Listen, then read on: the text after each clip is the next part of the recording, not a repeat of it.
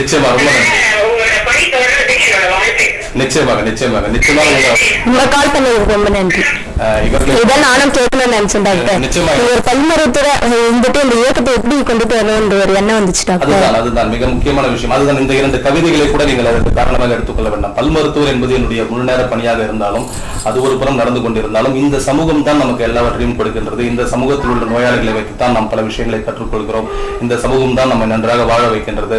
இந்த சமூகத்தில் இது போன்று புறையோடு கொண்டிருக்கும் இது போன்ற விஷயங்களை நம்மை போன்ற படித்த இளைஞர்கள் செய்யாமல் வேறு யார் செய்வார்கள்? குறிப்பாக இது ஒரு மருத்துவ ரீதியாகவும் கண்டிப்பாக ஒரு புகையிலை பழக்கத்துக்கு உட்படுத்தப்பட்டு அல்லது புகையை பழக்கத்திற்கு ஆட்பட்டு அதன் பிறகு அதற்கு வருகின்ற வியாதிகளுக்கு சென்று சிகிச்சை செய்வதை விட இந்த முளையிலே கிள்ளி எறிந்து விடும் என்பது போல ஒரு நகத்தால் கிள்ளுவதை விட்டுவிட்டு அதை மரமாக ஆக்கி கோடாரியால் வெட்டுவது என்று சொல்வார்கள் அல்லவா கிராமப்புறங்களில். அதுபோல புகையிலை பழக்கத்தை நீக்கிவிட்டால் அதனால் வருகின்ற அனைத்து குறைபாடுகளும் தானாக வரப்போவதில்லை. சமுதாயத்தில் அதனால் நோய்கள் பெருமளவு குறைகின்றது.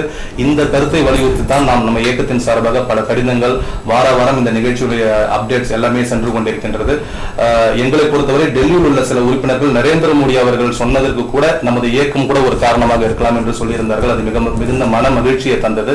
இன்னும் ஒருபடி மேலே போனால் புகையிலை மற்றும் புகைப்பொருட்களை தடுப்பதற்காக மட்டுமே ஒரு தனி அறிவிப்பை இப்போது அவர் எப்போதும் வானொலியில் பேசுவது போல பேச இருக்கின்றார் என்ற ஒரு தகவலும் வந்திருக்கின்றது. இவையெல்லாம் நிச்சயமாக நாம் இந்த முன்னெடுத்து சென்று கொண்டிருக்கின்ற இந்த இயக்கத்தின் சில வளர்ச்சியான சில நல்ல விஷயங்கள். இப்போது பேசிய இந்த ஆசிரியை சொன்னது போல நிச்சயமாக இவரை போன்ற இளம் தளிர்கள் இந்த நாட்டிற்கு தேவையான இளம் அதாவது பல பணிகளில் இருந்தாலும் இந்த இயக்கத்தை இவர்கள் பாராட்டும் போது இந்த இயக்கம் தேவை என்று சொல்லும் போது நிச்சயமாக இயக்கத்திற்கு தேவையான ஒரு உந்து சக்தியையும் ஒரு ஊக்கத்தையும் ஒரு ஆதரவையும் அது கொடுக்கின்றது. நிச்சயமாக அது ஒவ்வொருவருடைய கடமை. இது அனைவரின் சார்பாக நமது இயக்கம் முன்னெடுத்து சென்று கொண்டிருக்கின்றது. இதற்கென்று தனியாக உறுப்பினர்கள் உள்ளார்கள். இதை பற்றி அனைத்து விவரங்களும் உங்களுக்கு அந்த இணையதள முகவரியில் கொடுக்கப்பட்டிருக்கும்.